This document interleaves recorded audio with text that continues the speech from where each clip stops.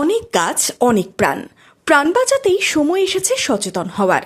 আর এই সচেতনতার পাঠ দিয়ে সবুজ বাঁচাতে বিশ্ব পরিবেশ দিবসে অভিনব উদ্যোগ বহরমপুর পৌরসভার। সবুজায়নের লক্ষ্যে র্যালি হলো শহর বহরমপুরে। বহরমপুর পৌরসভার চেয়ারম্যান নারুগোপাল মুখার্জির নেতৃত্বে কাউন্সিলর সহ পৌর কর্মকর্তাদের উপস্থিতিতে হলো র্যালি। পায়ে পায়ে পথ চলার উদ্দেশ্যই গাছ বাঁচানো, গাছ লাগানোর। শহরের বিভিন্ন এলাকা পরিক্রমা করে র্যালি এসে পৌঁছয় ব্যারাক স্কোয়ারের পাশে ওল্ড কালেক্টরেট মোড় সংলগ্ন এলাকায়। স্কুল পড়ুয়াদের হাত দিয়ে প্রায় 3000 গাছের চারা বিতরণ করা হলো পথ চলতি নাগরিকদের। আমরা গোটা মিউনিসিপ্যালিটিতে 3000-এর উপর চারা আমরা গাছ বিতরণ করলাম।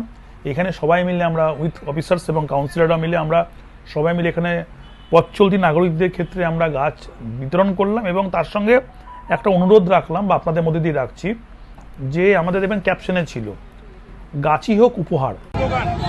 যাকে উপহার দেবেন তাহলে গাছ দিয়েন, আর যাকে উপহার দেবেন তাহলে গাছ দাও একটা করে, যাতে বাঁধবা গাছ একটা করে উপহার আপনার এটা সবাইকে করতে হবে।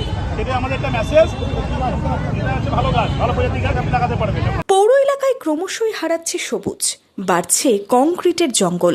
এই জায়গায় 1 বছরের টার্গেট বহরমপুর পৌরসভার। বিশ্ব পরিবেশ দিবসে কিসের শপথ?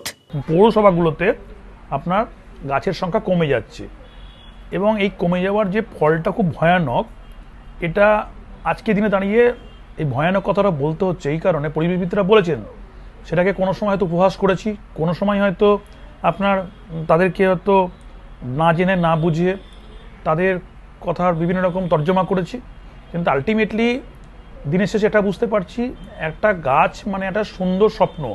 একটা গাছের প্রয়োজনীয়তা কতটা আমাদের 28টা ওয়ার্ডের প্রত্যেকটা আমাদের কাউন্সিলর তারা প্রত্যেকটা বাড়িতে বাড়িতে এই যে গাছের চারা দিয়ে দিয়ে তার কর্মসূচিগুলো পালন করবে। 6 তারিখ থেকে স্টার্ট হবে এটা। এবং কারণ এটা শুধু কথা বলে হবে না, এই যে এফেক্টটা এই 1 বছরে আজকে যে শুরু করলাম 2025 সালে 5ই জুন বিশ্ব পরিবেশ দিবস, এই বিশ্ব পরিবেশ দিবসকে সাক্ষী রেখে আমরা সারা বছর এমন কিছু কাজ করতে চাই যে 2026-এ এসে বিশ্ব পরিবেশ দিবসের বহরমপুর পৌরসভার যে আপনার উদ্দেশ্য, সেই উদ্দেশ্যটা যেন নিজেরা বুঝতে পারি এবং নিজেরা বুঝলে স্বাভাবিকভাবে মানুষকে বোঝাতে পারবো।